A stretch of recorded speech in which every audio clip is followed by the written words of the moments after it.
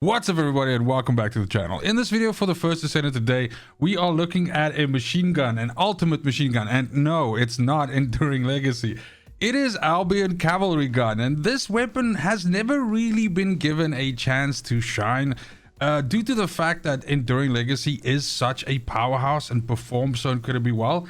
ALBION Cavalry gun was reworked a couple of patches back, and essentially its unique ability was changed to be much more usable and actually much more efficient. And so my idea was to try and build it into a way that it could work with one of the descendants that are capable of increasing the crit rate of the weapon, and therefore allowing this effect to trigger as many times as possible, and then essentially just locking down the entire battlefield and just kind of like walking your way through killing everything. The results have been really good, and this is tier 19 of void erosion, and my suspicion is that with additional buffs to this, with better cores and so on, this will perform just as well in the higher tiers here, because the basic point of this is set up in this way. This essentially locks the enemies down that they're not able to ever attack you or deal damage to you, and so thereby you can just kind of like just stand there plonking away at them and killing them while moving on to the next pact afterwards.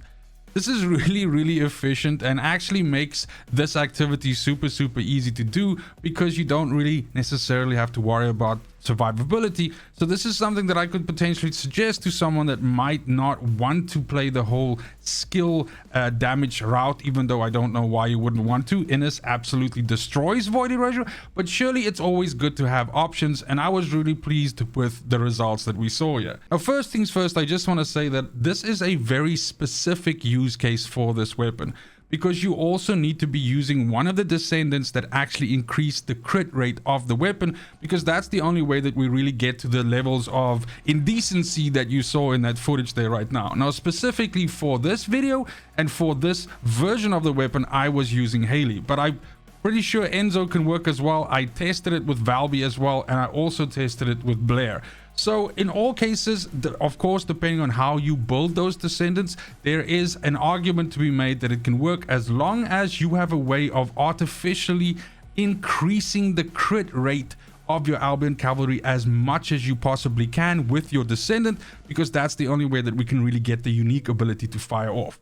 But let's start there. Let's look at the unique ability quickly, because as mentioned, this was reworked a couple of patches back. The old way in which it worked was really ass, and so this is by far the better version of it. One of the first things you have to know about ALBION Cavalry gun is that its critical hit rate base, where it starts from, is super low. It's only 7%, and that means that putting any mods and any kind of substats and anything like that on the weapon that increase critical hit rate is not really going to have that much of an effect, because it's applied as a percentage of the base stat. So even if you were to add 50% via mods and everything like that, you would only be getting an additional 3.5% here, actually only raising you to 10.5% critical hit rate.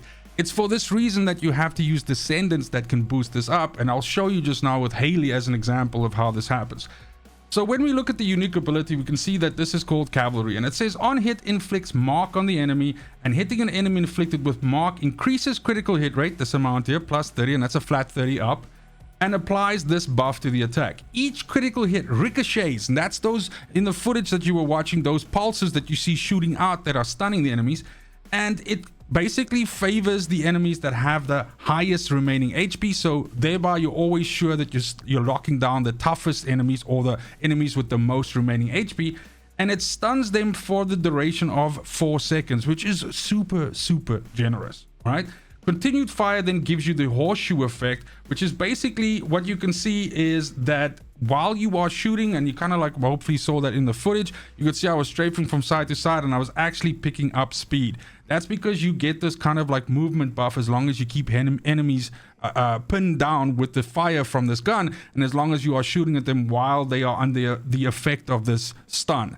Now, one other thing to also bear in mind is that it is absolutely a good idea to also stack your firearm damage as high as possible with this weapon. because those ricochets, those stun waves, that pulses that fire out that stun the enemies, they actually deal damage as well, and this damage is calculated based on your firearm damage. So a high firearm damage will also make those hits from those stuns also deal quite a bit of damage, and this is often enough to basically in a firefight pick out the toughest enemy, the yellow bar, hit the yellow bar, and the stuns coming off of the yellow bar when you crit on him is basically killing the trash around it without you having to put any bullets into it. Or you can hit one of the little trash and that ends up stunning like the yellow bar and deals a bit of damage to them, and then you can kind of like just chip away at them. But this is a really usable effect, and especially in situations like having tested this in 400% dungeons, that's too many enemies. You're not stunning enough of them. And even though it is impressive the amount of damage that this can push out into crowds, this works better in smaller groups, and void erosion is smaller groups. It's not as bigger groups as you would fight in 400% dungeons, but still you have, you know, 2 or 3 yellow bars usually that are a problem, and this locks all 3 of them down at the same time while you basically pick which target to kill first. So again, like I said, we can see that critical hit rate is very important for us, and even though we get a fairly nice boost from this as well, we need to get as close to 100 as we can so that we can get this effect to fire off pretty much almost all the time, which means you're locking down enemies almost all the time. So when we look at the actual mods that we're going to put in, again, as I mentioned, we're going to try and build for as much crit hit damage as possible, because we will be critting, but we're going to avoid slotting in too much crit hit modules into the build, because we're going to depend on getting the crit hit from our Descendant, in this case Hailey. So first things first, our usual mods that we put in is action reaction and of course rifle reinforcement, so we get those 2 bad boys in there. Then generally speaking, your third piece that you always put in is fire rate, so that's absolutely useful as well. I think you're perfectly fine here with using fire rate, but you could also use something like fire rate concentration, which gives you a little bit more critical hit damage, but a little bit less fire rate. But for the sake of this build that I'm showing you here, I'm using fire rate up. Please feel free to use fire rate concentration if you just want to, you kind of like, you know, just give yourself a little bit more of that critical hit damage, because you are going to be critting, so of course more crit hit damage is always a good thing. Now, also one thing that's worth noting is Albion Cavalry Gun has an intrinsic element now, which is chill. And this is the other reason why this shit works really well, because not only are you stunning enemies, but the main target that you're shooting is also getting chilled and frozen. So you're locking down the entire battlefield, and that's why this feels like it controls the firefight so good.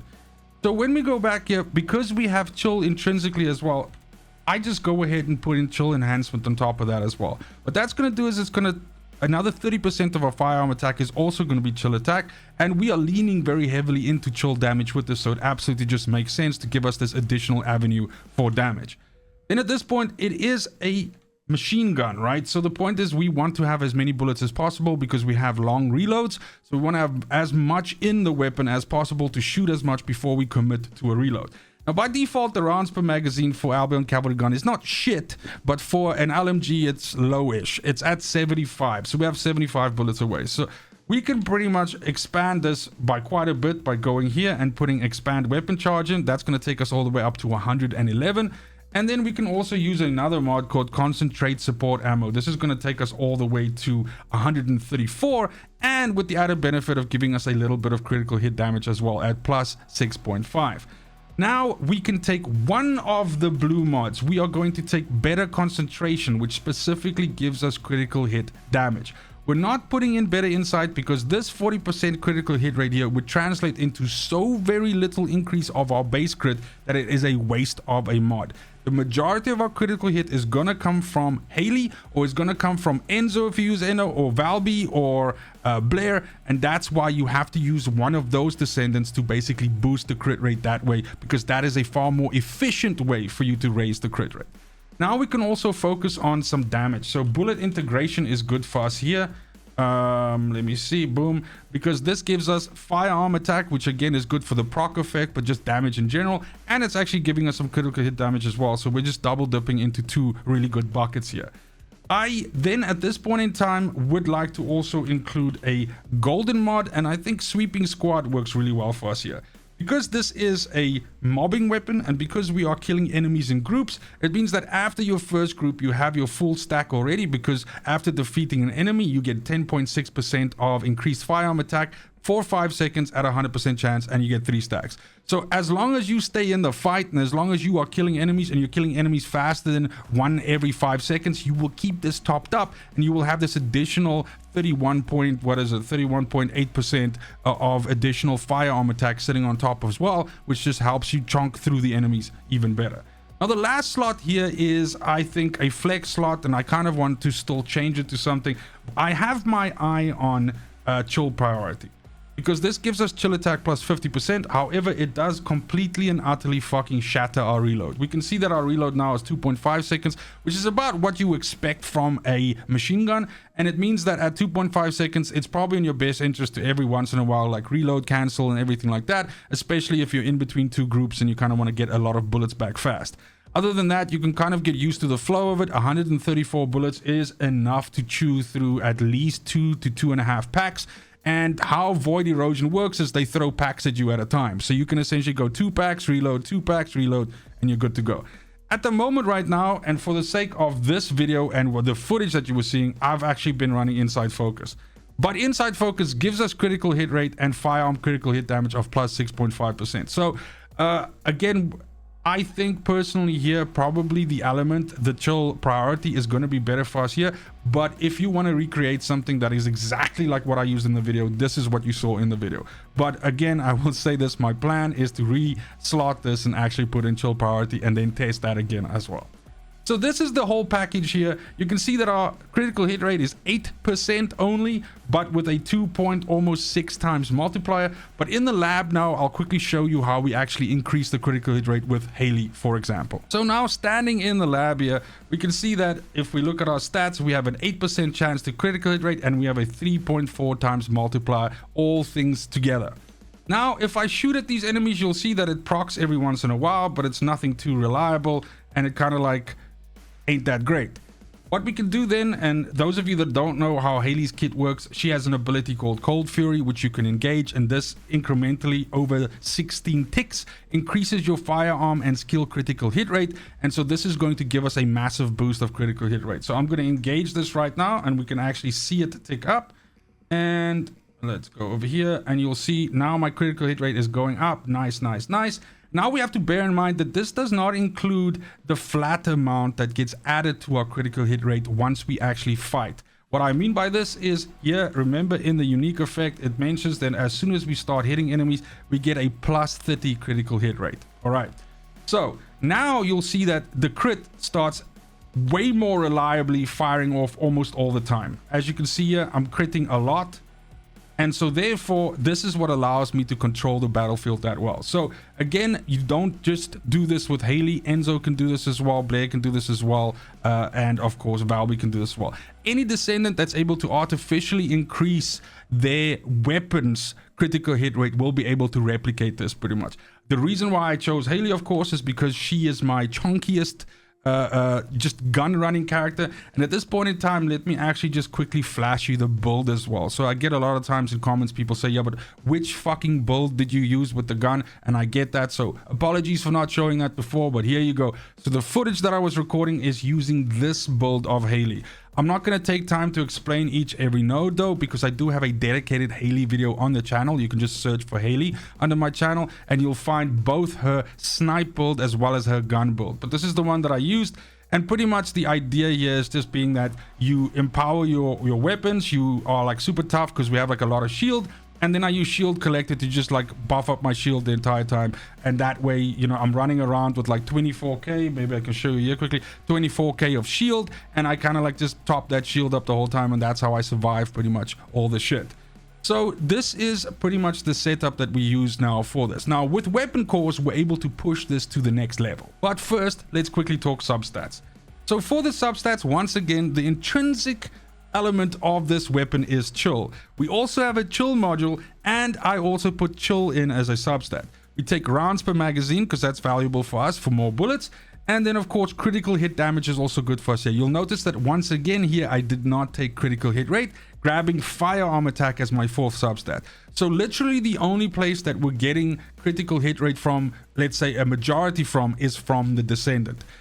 I believe that there is possibly a way that you could do this with modules, but you'd have to sacrifice a lot of firearm attack. And in doing so, I believe the build becomes slightly less effective. That being said, when we look at the weapon cores right now, we'll see that there's also a core there that we can actually add critical hit rate on. So that's also something that I'll test down the line. But these are the 4 substats that I chose: chill attack, rounds per magazine, firearm critical hit damage, and firearm attack. So first things first, you'll notice that I did not min-max this. That's simply due to the fact that we're getting so close now to the February 6th patch, which will give us tiers 8, 9, and 10 of weapon cores, that it kind of like becomes almost redundant now to try and min-max weapons, because we'll be replacing those ones with tier 8, 9, and 10 when that drops in basically like less than 10 days from now. So the bottom line is, when it comes to Albion Cavalry Gun, we have really good mod distribution here. We have 2 free augmentations, we have an attribute augmentation, we have a hit augmentation, and we have a tactical augmentation. So none of that shit wasted on factions or anything like that. And that was originally one of the things that enticed me about this weapon when I looked at it, because of its really favorable weapon core, distribution. But with the 2 free cores, I think that your option here is one of 2 things. I think that you can either go firearm attack, or you could lean heavily into chill. Okay? And both of these I will test once we're able to get maximum cores, because I think there really the difference between the 2 will show up a lot. But for now, and the footage that you've been watching, this is the way that I kitted it out. So I went double firearm attack, and then under attribute augmentation, of course, I went chill, because we're fully into chill with this weapon. And then with hit augmentation, as I mentioned earlier, we can go weak point damage here, which we don't want. We can go critical hit rate here, or we can go critical hit damage. Now, I think that there's an argument to be made that going critical hit rate here, especially once we get to tier 10 cores, might be the way, because I think tier 10 cores are going to be 30% critical hit rate. So putting that in then on top of what we get from Hailey and everything like that is going to get us as close to 100% as we can get, including the unique effect of the weapon. And that means that we will never have a situation where this stun does not fire off, even against potentially enemies that have critical hit rate resistance, or critical hit resistance. Let me rather say it that way. But this is something that we need to test, or that I need to test and report back to you. But for now, I went for critical damage, because we are critting a lot. We're critting like, let's say 7 to 8 times out of 10. And so therefore, we do absolutely benefit from this additional damage. Last but not least, we have a tactical augmentation here. And here for me, really, there's only 2 that make sense: rounds per magazine and fire rate. Now, this weapon, since it's a machine gun, it has a fairly slow fire rate, so I figured fire rate would be the most bang for our buck here. But it's also possible that, having another, and again, I think this at core level 10 will probably go up to 90% maybe, or something like that. Additional rounds in the magazine might be amazing. So again, this would be something to test, but I do think that, and I think core level 10 will probably go to 15% fire rate, would also be pretty damn juicy, because the point of this weapon is it is a machine gun, it deals a lot of damage, so having you being able to just shoot like basically the speed of like a submachine gun is fucking phenomenal. So super good. But again, like I said, I did not min-max this, so there's even just in this particular version of the weapon going to the maximum rolls that we can get from tier 7, we could get even a little bit more juice out of this. But this was good enough for me to know that it is a worthy test case for us to basically try out at tier 10. And I think it's going to be a viable alternative for us to push into those higher tiers, especially in situations where we might find that it's becoming almost impossible to run it within us because you're taking too much damage and she's not tanky enough. And then we might have to redesign that build. But this might be something that we could use in the meanwhile, because like I said, unless there's more than the amount of enemies that you're able to lock down with this, you essentially control the fight, because nobody can shoot, hit, or come near you because you're stunning them down 100% fucking completely. That's it for the video. Thank you so much for watching. Let me know which weapons you are still wanting to build out.